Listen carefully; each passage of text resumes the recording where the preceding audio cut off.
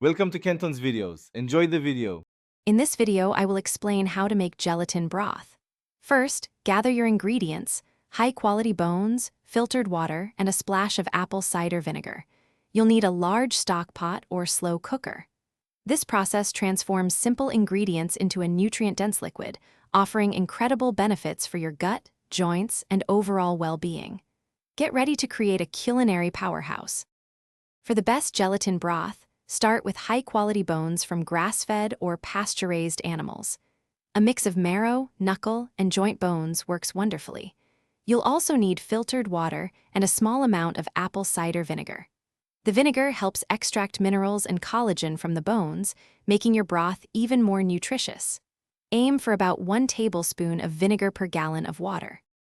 After soaking your bones in water with apple cider vinegar for about 30 minutes to 1 hour, bring the mixture to a gentle boil. Immediately reduce the heat to a low simmer, ensuring it barely bubbles. This slow cooking process is key. Simmer for at least 12 hours, and ideally up to 24 hours, to extract maximum nutrients and gelatin. Remember to skim off any foam during the initial hour. Once your broth has simmered sufficiently, carefully strain it through a fine mesh sieve or cheesecloth to remove all bone fragments and solids. Let the broth cool completely at room temperature before transferring it to storage containers.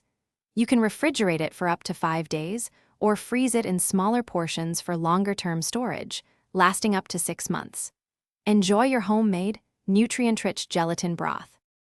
Thanks for watching. Consider subscribing if we helped you.